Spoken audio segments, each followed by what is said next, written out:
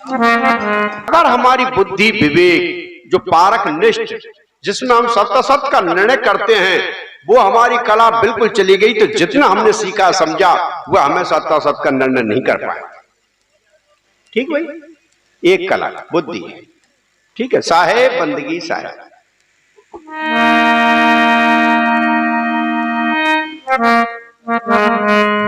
प्रथम बंदो सतगुरु चरण जिन गम्य गम लखाया, गुरु ज्ञान दीप प्रकाश कर पट खोल के दरसो दिखाया। जिन कारण श्रद्धा पचे सो कृपा से पाया, अके मूरत मी सूरत ताम जाय समाया। ध्यान मूलम गुरु मूर्ति पूजा मूलम गुरु पदम, मंत्र मूलम गुरुर वाक्य मोक्ष मूलम गुरु कृपा। विश्ववंदनीय हृदय सम्राट, इस संसार जगत के तारनहार, एकता नाद स्वर करने वाले, मंच पर सहस्वरूप विराजमान सभी गुरुजन, संत महात्मा, मनीषी विद्वानजन, माता बहने, दूर दराज से पधारे हुए हंसगण, सभी को मेरी त्रिवार साहेब बंदगी साहेब, साहेब बंदगी साहेब।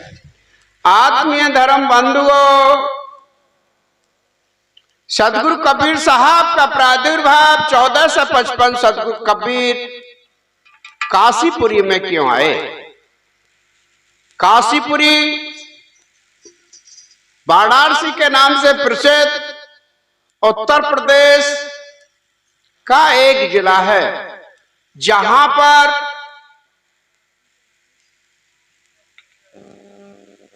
एक संस्कृत जो ज्योतिष का महाविज्ञान केंद्र है। 1455 में जब बंदी छोड़ कबीर आए धराधाम पर, तो इन्होंने देखा कि भाई यहां की जो भूचाल है, इन लोगों ने वास्तविकता को अंधकार में ला करके अपना मत, अपना सिद्धांत, अपना भौगोलिक विचार बना रखा है। जबरदस्ती से किसी को हिंदू को मुसलमान, किसी को मुसलमान से मजहबी कृपा अनुसार हिंदू बनाया जाता है।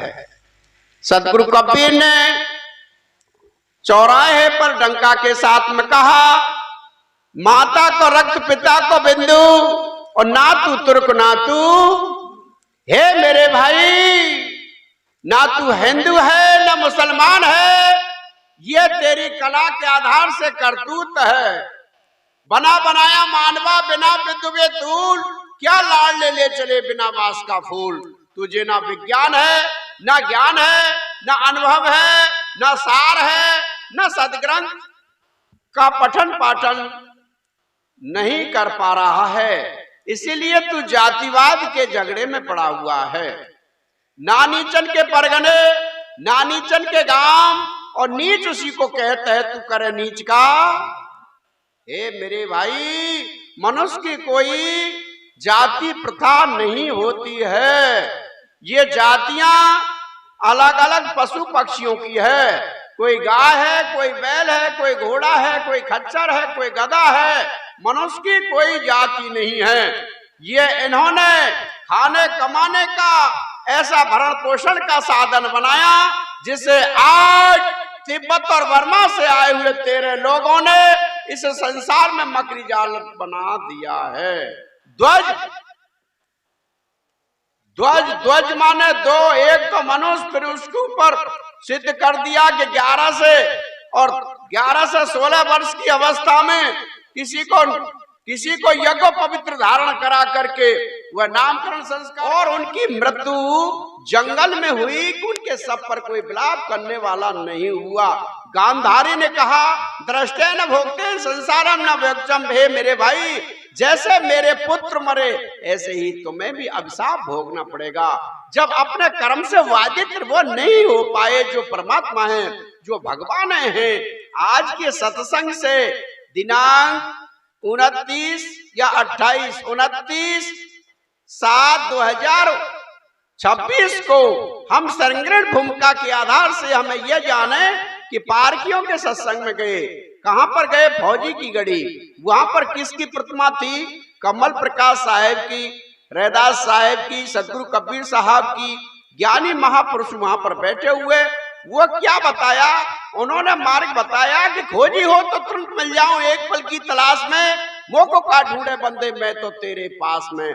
बाप दुखी घर पे भूखी रो रही है अम्मा, और छोरा बहुआ लेके दे रहा 84 की। मेरी माता, ये जो 4 राशियां, जो 84 है, ये खाने कमाने का बेजोड़ बेधुन का उनका ऐसा बना बनाया जाल है कि एक तो छाया में बैठ करके तोल रहा है, और एक अंदर जो है का आपके सामान को, आपकी वस्तु को, आपके नारियल पान प्रसाद को ले रहा है। वो तुम्हें कुछ आशीर्वाद नहीं दे सकता है, ना वो कह सकता है। वो है ना ऐसा बना बनाया जाल बनाया हुआ है।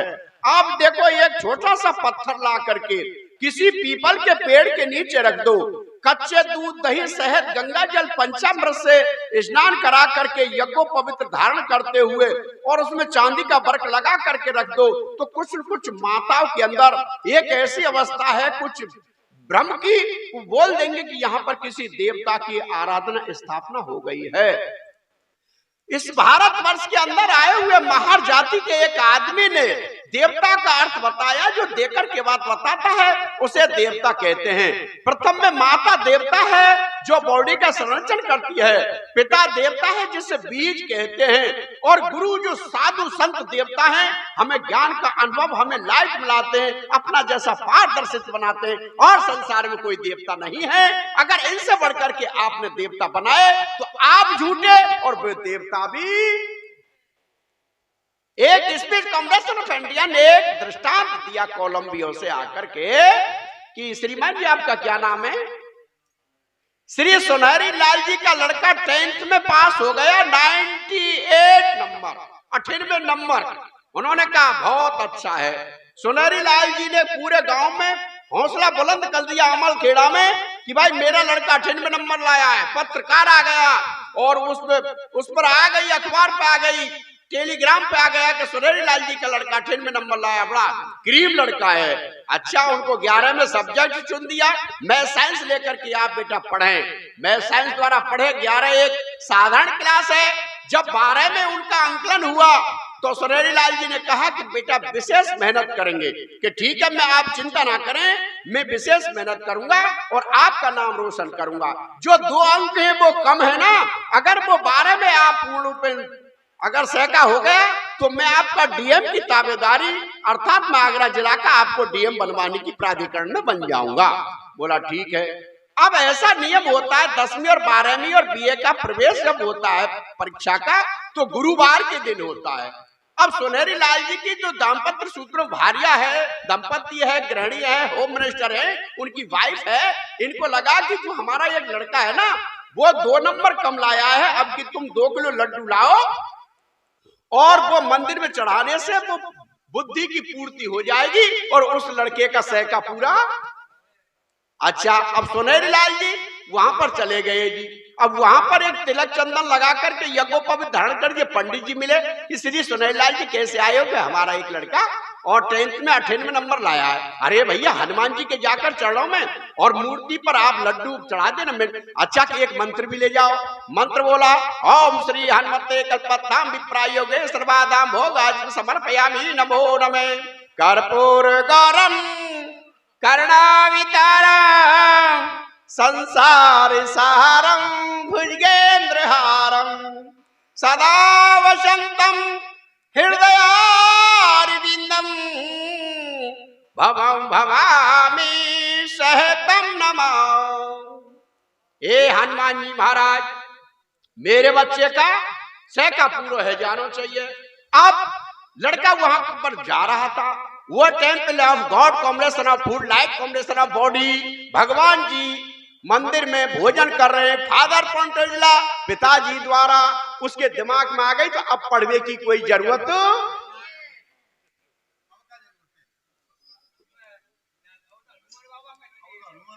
अब उसने 3 चीज लिख दिया, सब्जेक्ट का नाम, दिनांक और रोल नंबर। सभी कॉपियां खाली। जब सभी के बच्चे, जैसे लड़की है, ये लड़का, ये सब छोटे, सब हम सब पास हो गए, अब वो लड़का बिल्कुल डिक्टेशन क्या चल बिल्कुल 0। आप सुनहरे लाल जी का बड़ा चकमा किया कि जो क्रीम बच्चा था, जो अंडर कॉम्बिनेशन फर्स्ट लड़का था, उसको क्या हो गया मेरे भाई। उन्होंने कहा कि बेटा ये क्या मानना है कि आप उनसे बात करें, कि मासा रीचेकिंग के लिए बिल्कुल बोर्ड बैठेगा, प्रोफेसर साहब और भी बुलाए गए। जब उनकी कॉपी खुलवाई गई, देखा, दोबारा चेक कराया तो उसमें कुछ नहीं आया। बोले बेटा क्या बात है, बिल्कुल सत्य है, आपने तो हनुमान जी के लिए 1 लड्डू चढ़ाया, गुरु जी ने डबल चढ़ा दिया, किसी का दोष नहीं है। दुनिया भर हमने खाई रे, माटी को एक बना चौतरा जाए पूजे लोग। जब तक आप चैतन्य की पूजा नहीं करोगे, इस संसार की टीवी हट नहीं सकती है। Right of the word. Thank you. मैं अधिक न कहते वाणी का प्राम देता हूं। मेरी माताएं, आज 3.5 लाख रुपया किलो चांदी चल रही है, किस लिए कि तुम छल्ला मुंदरी 364 डे, 364 दिन आप तो पति थे भड़ुआ के, और 1 दिन आप जो है करुआ चौथ को व्रत रखे, इससे कुछ नहीं हो सकता है। जब आपका पाणी ग्रहण संस्कार हुआ, अग्नि को साक्षी मानते हुए कहा, प्रतिज्ञा को मैं साक्षी मानते वचन देती हूँ, तन से मन से वचन से मैं पति को परमात्मा स्वरूप करके माने हुए। मैंने परमात्मा ना देखा, हवा नाम सुनो है जग में तेरा थे सबने न नारी, प्रत्यक्ष कहूँ का हुआ नहीं दिखे योग में योग बेचारी।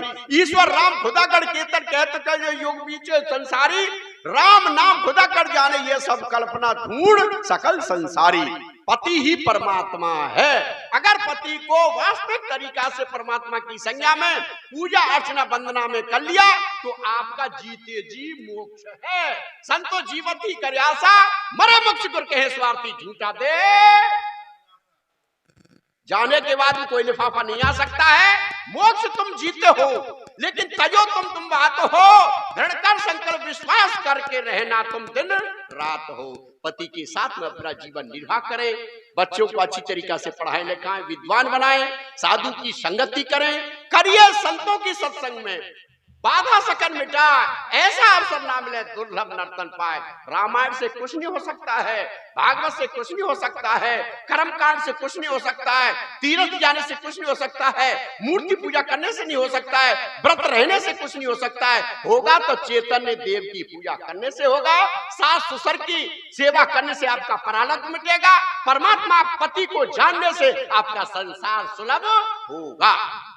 शिक्षा वो सेमनी का दूध है, जो पिएगा सुधारेगा। अगर शिक्षा नहीं प्राप्त की तो भैया फिर तो फकीर बन जाओगे और धक्का साहिब बनेंगे।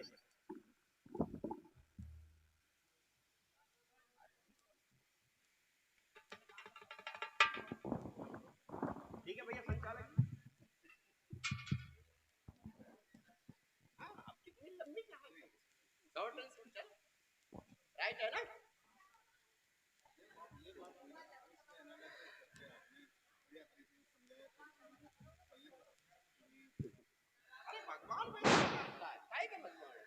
हाँ देखिए,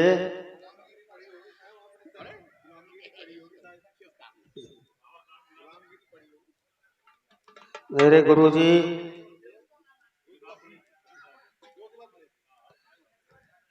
जैसे जैसे इनका नाम हो रहा है क्षेत्र में,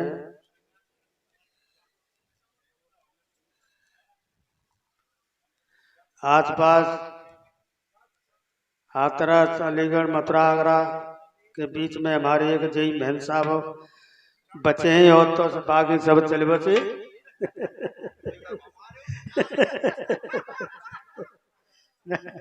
यही रह गए, पाले जा रहे बने रहे तो कहूँ ठीक है।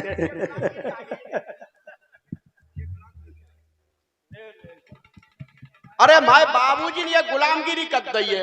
अब जे तो के हाथ रस के क्या हूं अगर गुजरात में जातू क्या मेहरारू सेवा करी छे चित्र पखाड़ी छे गुरबानी कहीं जावा छे वो वालू जाऊं आगरा छे वहां बहुत बेअलुआ होते के नहीं पखाड़ छे चित्र पखाड़ी गुरबानी कहीं जावा छे नहीं बनाने छे गुजरात कहीं जावा छे। और हरियाणा में जाऊं अरे कहों के जा रहा है वहां लो जाऊं फौजी साहब क्या अरे हे भी बनो रे हम तेरी घनी सेवा करे ये भी मरे है और एटा एटावा मां अरे पर्रा गुरु का करते सो निरियलुआ धरे फिर भत्ते और राजस्थान वे साहिब काई बोल लो तू मेरे क्यों भैया के मां जाऊं आगरे मां ये का करेगो हम तेरे निरियम तो चेला है।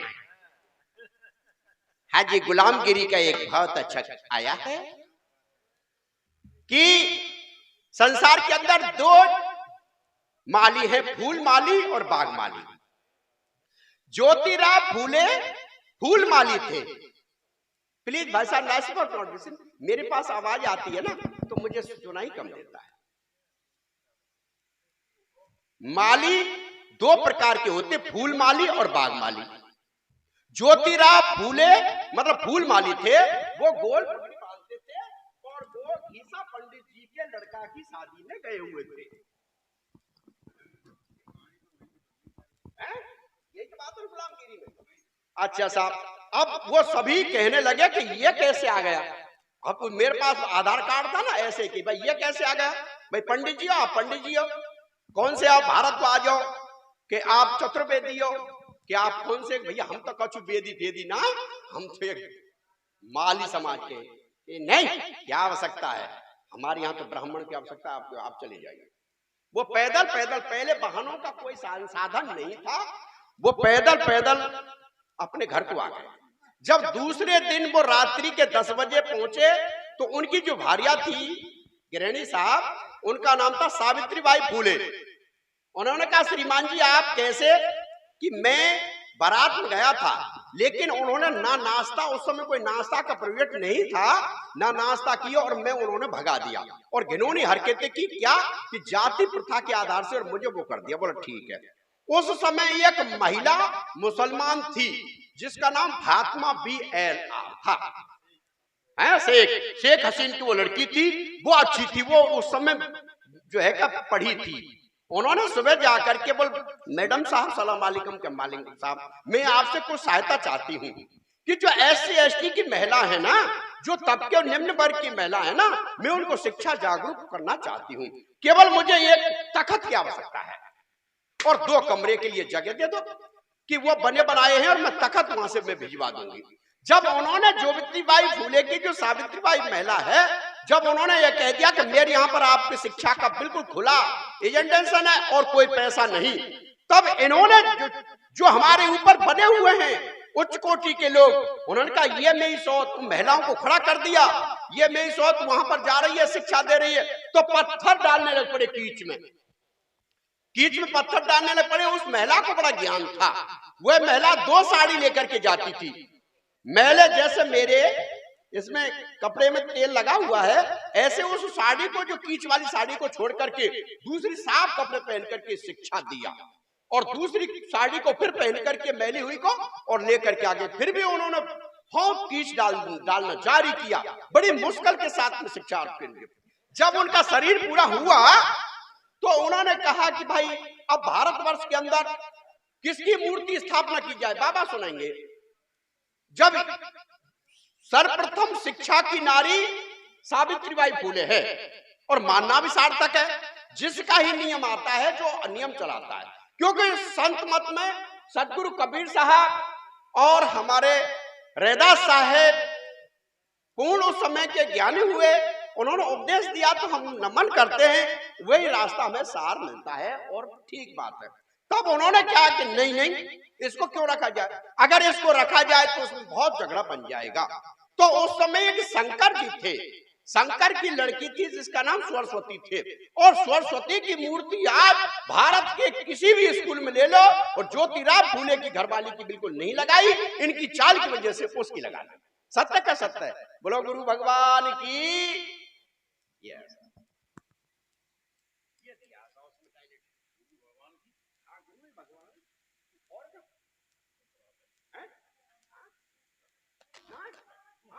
मानिए तो उसको आ जाता है वेदांत है बिल्कुल सत्य है बिल्कुल मान के मानिए भैया बैठे रहते वेदांत हाँ सिद्धांत में वेदांत का ही घूस दो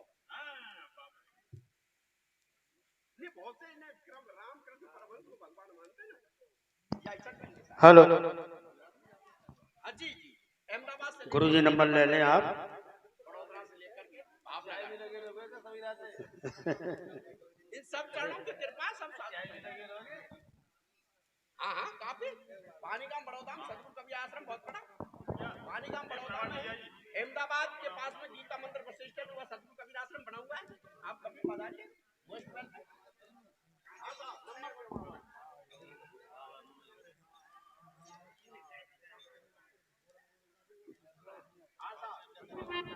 अरे हमारे फौजी साहब का नंबर तो ले लो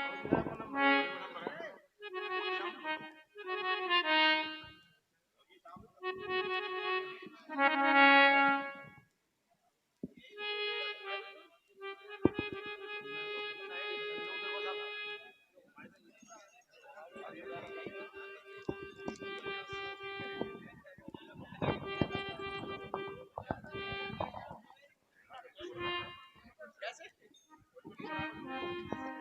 अच्छा नंबर दो